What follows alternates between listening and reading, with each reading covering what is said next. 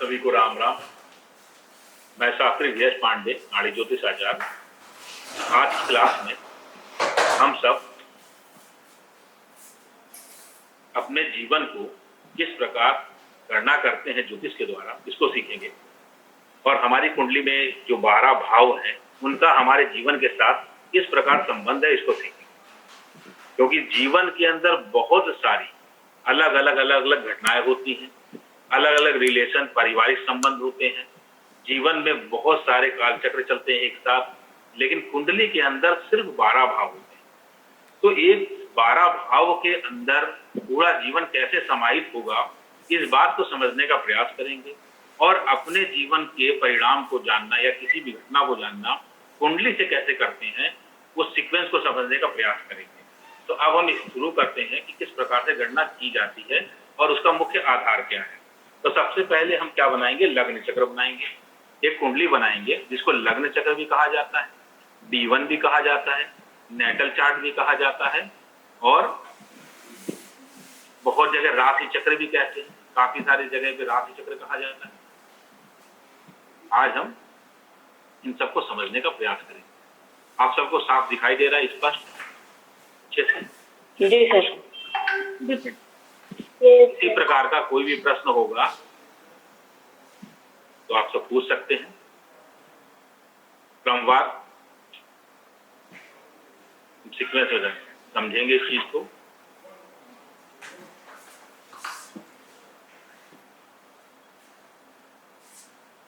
देखिए, इसे कहते हैं कुंडली। कुंडली कुंडली भी कहते हैं, लग्न चक्र भी कहते हैं। तो कुंडली भी कहते हैं इसको, लग्न चक्र भी कहते हैं और इसको नेटल चार्ट भी कहते हैं और इसको बहुत सारे सॉफ्टवेयर राशि चक्र भी कहते हैं।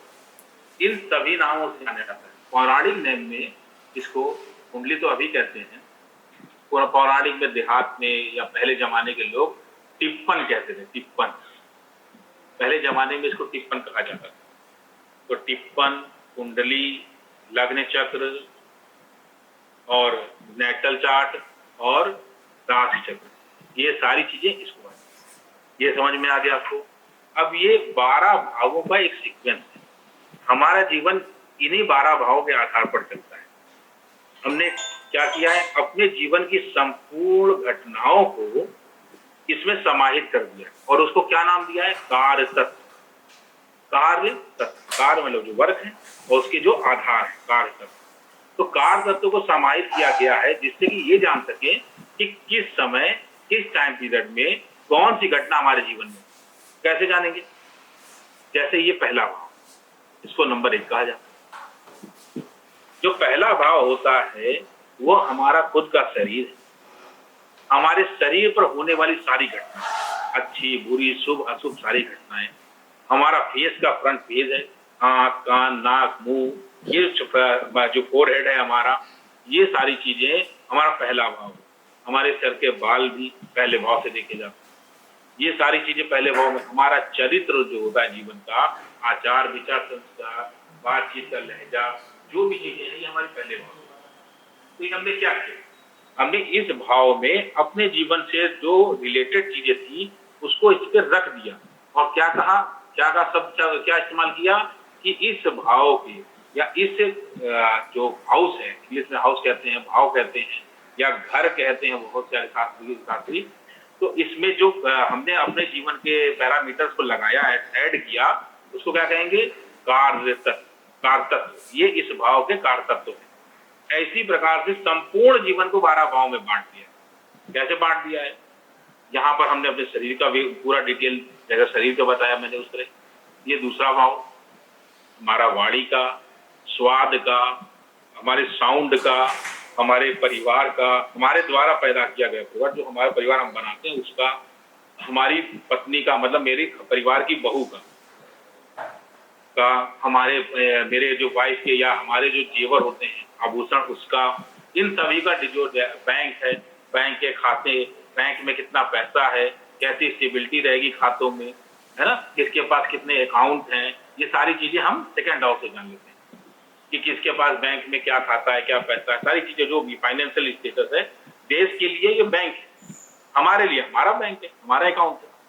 ठीक, इसी प्रकार से तीसरा भाव, तीसरा भाव, तीसरा भाव जो है ये भाव, इसमें हमने क्या कारतत्व रखे? पराक्रम, साहस, छोटे भाई बहन, कम्युनिकेशन, वार्तालाप, लिखना, राइटिंग का जो है दाहिना हाथ, ये सारी चीजें हमने इसमें ऐड ऑन कर दी।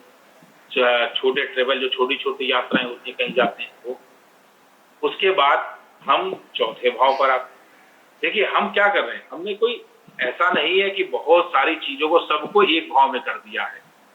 हमने क्या किया, जैसी हमारी रिक्वायरमेंट है उस अनुसार हमने, नहीं मतलब ऋषियों ने, हमारे ऋषियों ने, आचार्यों ने उस अनुसार इनको 12 भावों में संपूर्ण जीवन को बांट दिया है। अब चौथे भाव पे आते हैं। इसी प्रकार चौथा भाव जो है हमारा, वो माँ का, माँ के प्रेम का, घर का, सुख का, है ना, ये सारा फोर्थ हाउस डिसाइड करता है। जमीन के अंदर का पानी का, जैसे कि मान लीजिए आपने घर में बोरिंग कराया, ठीक, और बोरिंग जिस समय करा रहे हो, मतलब जिस दिन बोरिंग हो रही है उस दिन या उस टाइम पीरियड में फोर्थ हाउस का लॉर्ड या चंद्रमा पीड़ित हो, या चौथे भाव में कोई पापी ग्रह बैठा हो, तो कई बार ऐसा होता है वो बोरिंग फेल हो जाती है, आपका पानी जमीन से सही नहीं निकलता, साफ नहीं निकलता है। तो जमीन के अंदर जो खजाना, जैसे कि गोल्ड या ऑयल या कोई भी रिफाइनरी का आइटम जो जमीन के अंदर खोद कर निकाला जाता है, वो सारा फोर्थ हाउस है। एग्रीकल्चर लैंड, खेती हमारी चौथे भाव से देखी जाती है। जब भी कोई घटना घटती है तो चौथे भाव से पता चलता है कि यहाँ तक खेती चल जाएगी, इस देश की खेती बढ़िया होगी, इस साल खराब होगी। ये सारी चीजें आपके जीवन में सुख चौथे भाव से देखा जाता है। तो आपके घर के अंदर की सौंदर्य व्यवस्थाएं क्या है, घर आपका कैसा रहेगा, वो सारी चीजें देखी जाती है। उसके बाद इसी प्रकार पंचम भाव में, चौथा भाव हमारा पेट का भी होता है। जैसे साइज बॉडी आर्गन भी हमने लिए हैं सब भाव में। पहले भाव में फ्रंट साइज रखा था फेस का, सेकंड हाउस में हमारा गला भी था, वाइज भी थी, आईज भी है। जैसे लेफ्ट और राइट दो आईजें होती है ना, तो एक आईज को हमने 12th हाउस में काउंट किया है, एक को सेकंड हाउस में काउंट किया है। ऐसे पूरी बॉडी के आर्गन को भी डिवाइड किया गया है, जो मेडिकल एस्ट्रोलॉजी में हम पढ़ेंगे। मेडिकल एस्ट्रोलॉजी में समझेंगे कि कैसे किस भाव में कौन सा ग्रह होने से किस आर्गन पे बीमारी होगी और क्या बीमारी होगी, ये सीखेंगे। तो हम चौथे भाव में समझ लिया। अब हम पांचवें भाव पे आते हैं। जो पांचवा भाव है, इसमें हमने क्या दिया, पूर्व जन्म के कर्मों के फल, हमारी संतान, हमारी प्राइमरी एजुकेशन, जुआ, सट्टा, व्यापार, लॉटरी, ये जो चीजें हैं, मतलब सडनली गेन वाला, मनोरंजन, सिनेमा हॉल, मूवी हाउस। जैसे बहुत लोग होते हैं ना कि जब पिक्चर देखने जाते हैं तो टिकट ही नहीं मिलती है, हमेशा लाइन लगाते हैं, टिकट नहीं पाते फिर भी। इसका मतलब उनका फिफ्थ हाउस गड़बड़ है। बहुत सारे लोग हैं कि एडवांस टिकट बुक करके रखते हैं, इसका मतलब उनका फिफ्थ हाउस बहुत अच्छा है। बहुत सारे ऐसे लोग हैं जिनकी प्राइमरी एजुकेशन बहुत खराब रहती है, मतलब क्लास फर्स्ट से लेके फिफ्थ तक, तो उनका पंचम भाव खराब है। बहुत सारे लोग होते हैं प्राइमरी बहुत अच्छी होती है, सेकेंडरी खराब होती है। तो प्राइमरी एजुकेशन अच्छी है, मतलब 1 से 5 तक की पढ़ाई अच्छी है, पंचम भाव अच्छा है। समझ में आया? हमारी संतान कैसी होगी, मतलब आपके बच्चे आपके साथ वफादार होंगे, ईमानदार होंगे, आपके समर्पित होंगे, चरित्रवान होंगे, किस प्रकार के, मतलब खराब कैरेक्टर के होंगे, क्या होगा, वो पंचम भाव निर्धारित करता है। पंचम भाव में जैसे ग्रह और जैसी राशि, वैसे ही आपकी संतानें होंगी। इसी प्रकार छठा भाव, छठा भाव हमारे जीवन का रोग, ऋण है, शत्रुता है। हम अपने जीवन में जो भी लोन लेते हैं वो सारा छठे भाव देखते हैं। हमारा वर्क प्लेस, जिस ऑफिस में या दफ्तर में हम काम कर रहे हैं, वहां पर बैठकर जो काम कर रहे हैं, वो जो वर्क प्लेस है वो हमारा कैसा है। जैसे कई बार क्या होता है, हम कहीं बहुत जगह नौकरी करते हैं, जहां भी नौकरी करने गए, पता चला बगल वाले से हमेशा लड़ाई हो जाती है, मेरे ड्रॉ में हमेशा चोरी हो जाती है, मेरी फाइलें हमेशा गायब हो जाती है टेबल से। बहुत बार ऐसा समस्याओं का सामना करना पड़ता है, हमारी टेबल से कोई सामान ही उठा लेके चला जाता है। वर्क प्लेस पे बहुत सारी लड़कियां हमारे साथ काम करती हैं, या वर्क प्लेस पे अकेले हम ही काम है और कोई है नहीं, दिख ही नहीं रहा हमारे आसपास। तो ये जो चीज देखनी है ना, ये आप छठे भाव देखोगे कि हम किसके बगल में बैठेंगे, हमारे बगल वाला शानदार बढ़िया पर्सनालिटी होगा, खूबसूरत होगा कि कैसा टेढ़ा मेढ़ा आदमी होगा, कैसा होगा, ये सिर्फ छठा भाव बता देता है। आपके ऑफिस में केबिन में एसी है नहीं है क्या, ये सारा सब कुछ छठा भाव बता देता है ना। वर्क प्लेस, ऋण कैसा है, लोन कैसा है आपका, बीमारियां कैसी हैं, रोग कब हैं, कैसे हैं, मतलब ज्यादा खतरनाक वाले रोग हैं, लाइट रोग हैं, ठीक हो पाओगे कि निपट जाओगे, ये सब चीजें छठा भाव आपका बता देते हैं। तो रोग ऋण शत्रु को जान सकते हैं। यहाँ तक आपको समझ में आया? अगर किसी को दिक्कत है, डाउट है तो आप पूछ सकते हैं, अगर कोई पूछना चाहे तो पूछ सकते हैं। हाँ प्रज्ञा जी। सर आपने बताया कि पांचवें भाव से प्राइमरी एजुकेशन देखते हैं, तो सेकेंडरी एजुकेशन कहाँ से देखते हैं, किस भाव से? देखिए, जो बच्चे जब एकदम प्लेवे में होते हैं, माँ की उंगली पकड़ के चलना शुरू करते हैं, तो बच्चा पैदा होता है पहले घुटने में चलता है, घुटने के बल फिर उंगली पकड़ के चलता है, तो वहां से वो भी प्राइमरी एजुकेशन है माँ की। तो वो वाली एजुकेशन वहां से लेके जब तक आपका क्लास फर्स्ट में एडमिशन मतलब नहीं होता है, वो सारा प्लेवे जितना है ये सारा चौथा भाव देखा जाता है। मतलब घर के अंदर की एजुकेशन और प्लेवे की, मतलब स्कूल गए, झूला झूल रहे हैं, खेल रहे हैं, किताब कागज कोई मतलब नहीं है, खाली पोयम सुन रहे हैं, डांस कर रहे हैं, ये चौथा भाव। क्लास फर्स्ट से लेके फिफ्थ तक हमारा पांचवा भाव, फिफ्थ मतलब क्लास सिक्स से लेकर के इंटर तक हमारा सेवेंथ हाउस है, और इंटर से लेके पोस्ट ग्रेजुएशन तक मतलब एमए एमएससी एमकॉम तक हमारा नाइन्थ हाउस है। और फॉरेन एजुकेशन, एमबीए या कहते हैं कोई अदर डिग्री जो टेक्निकल हो, जैसे बीटेक के बाद एमटेक करते हैं, वो 11th हाउस है।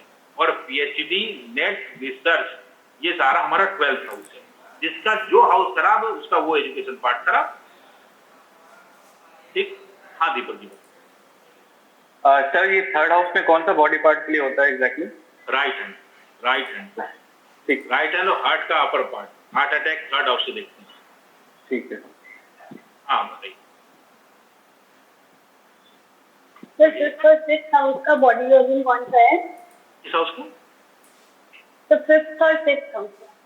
हाँ, पांचवा भाव जो होता है, जैसे पेट होता है ना, पेट तो बहुत बड़ा होता है ना हमारा, तो पेट में जो अपर पार्ट है, नवल नाभि है ना, नाभि हमारी नाभि के जो ऊपर का पार्ट है वो पंचम भाव, और नाभि के नीचे वाला जो पार्ट है ना वो हमारा ये नाभि के ऊपर वाला चौथा भाव, नाभि के नीचे वाला पंचम भाव, और उसके नीचे वाला जो पार्ट होता है लोअर बेल्ट होती है जहाँ पे किडनियां होती है दोनों, वो हमारा छठा भाव है। तो जो हमारा पेट है ना वो कुछ इस प्रकार समझो आप, ऐसे होता है, इस प्रकार से होता है पेट। ठीक। अब देखो यहाँ पे ये समझो हमारी नाभि, ये वाला सिस्टम, तो ये हमारा फोर्थ हाउस है, और ये हमारा फिफ्थ हाउस है। कौन सा? बड़ी आंख। जैसे आप, हाँ आप लोग आंख जानते हो, आंख, बड़ी आंख, छोटी आंख, तो छोटी आंख जो है वो चौथा भाव है, बड़ी आंख पांचवा भाव है। और जो यूट्रस होता है और क्या कहते हैं किडनी होती है, ये सारा हमारा छठे भाव से देखते हैं। जिसका यहाँ पर ये हाउस खराब होता है उसके ही साथ पीसीओडी प्रॉब्लम, जो है यूटीएस प्रॉब्लम, बच्चेदानी प्रॉब्लम, प्रेगनेंसी में प्रॉब्लम, ये सारी प्रॉब्लम उनको फेस करनी पड़ती है जिनका सिक्स हाउस डैमेज होता है। और आपने आज सुना होगा आईवीएफ, आईवीएफ से होता है ना बच्चे, तो आईवीएफ वाला जो प्रोसेसिंग है वो तभी सक्सेसफुल होगा जब आपकी कुंडली में शनि और छठा भाव बलवान है।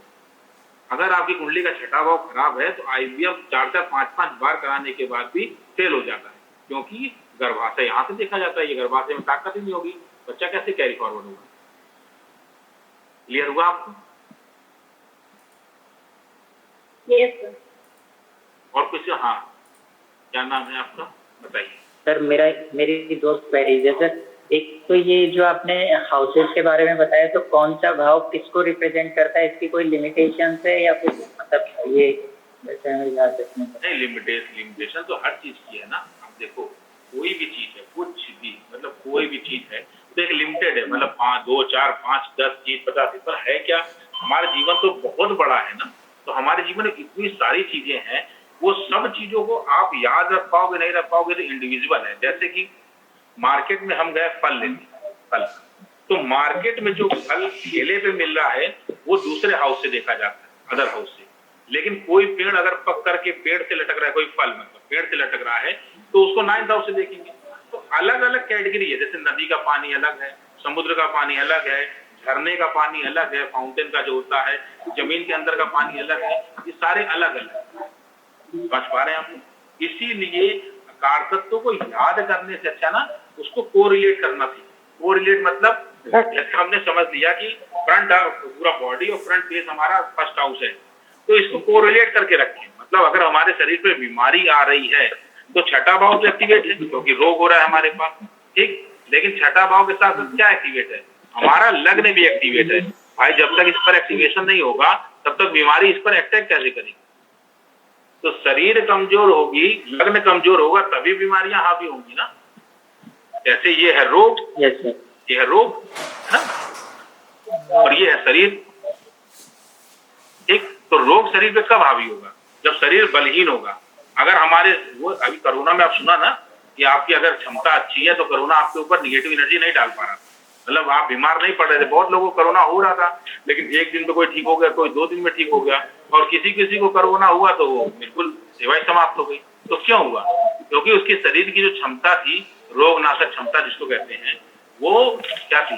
कम थी। इसलिए हाउस के कारतत्वों की ये लिमिट नहीं है, मतलब ये नहीं कह सकते आप ये है फिक्स है कि इस हाउस में ये कारतत्व देखे जाएंगे, पर number of quantity, quality limit है, क्वांटिटी लिमिट नहीं है। मतलब 2, 4, 5 ही नहीं हो सकते हैं, हो सकता है 50 भी हो सकते हैं, 100 भी हो सकते हैं, एज पर रिक्वायरमेंट। क्यों?